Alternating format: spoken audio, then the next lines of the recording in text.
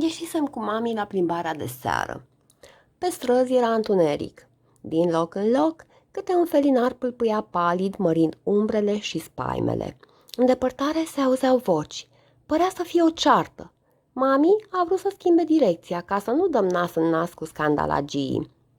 Una dintre voci mi s-a părut cunoscută, așa că am tras în lesă încercând să o conving pe mami să rămânem pe traseu. Ne-am apropiat pas cu pas de locul unde oamenii își strigau vorbe urâte și amenințări. Nu vedeam mare lucru, însă zgomotele îmi spuneau clar că se întâmpla ceva grav acolo. Oamenii se loveau cu forță unii pe alții, cu o ură pe care noi, câinii, nu o putem înțelege. La un moment dat s-a auzit o bufnitură. Cineva căzuse pe asfalt. Gemea. Vocea îi era moale, ca o rugăciune spusă în vremuri de cumpănă. Puteam simți durerea și groaza care îl învăluiseră. Am tras mai tare în lesă. Nu mai era timp de pierdut dacă voiam să ajung la timp acolo. Mami, să nu-ți fie teamă. Știu exact ce trebuie să fac. Nu vom păți nimic. Vreau doar să mă eliberezi pentru câteva minute. Păstrează lesa și lasă-mă liberă, mami. Graba cu care vorbeam a speriat-o pe mami cumplit. Îi puteam mirosi frica, dar nu era timp pentru așa ceva. Bărbatul pe care voiam să îl salvez era în pericol de moarte. Dușmanii săi tocmai îi înfășuraseră o pungă pe cap și încercau să îl sufoce. Îi auzeam horcăitul. Cunoșteam bine sunetul ăsta. Era ultima încercare de a prinde un firicel de aer. Îmi era familiară și teroarea care ți se cuibărește în suflet și crește în intensitate cu fiecare nou efort făcut pentru a respira. Le trăisem și eu cândva pe propria piele, când aveam doar 3 săptămâni. Pe mine, ființa aceea mă băgase cu totul în pungă, o legase strâns și o aruncase într-un tomberon, de parcă eram un biet gunoi care nu merita să trăiască. Am ridicat blana pe spate. Buza de sus mi s-a săltat involuntar, dezvelindu-mi dinții albi și ascuțiți. Mi-am luat avânt și mi-am înfipt colții în mâna celui care strângea de pungă.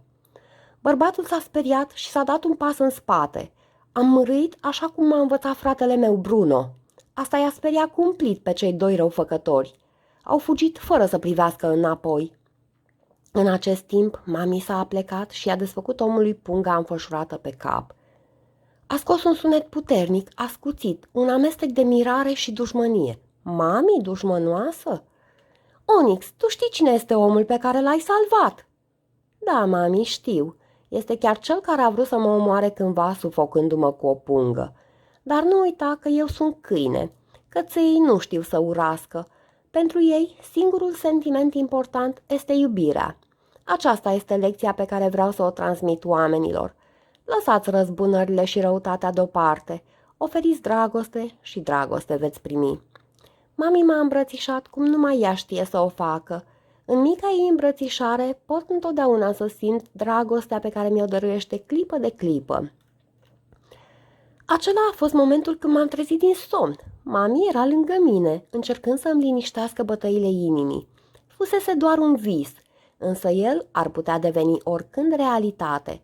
Câinii sunt capabili de gesturi pe care oamenii rare ori le fac și greu le pot înțelege.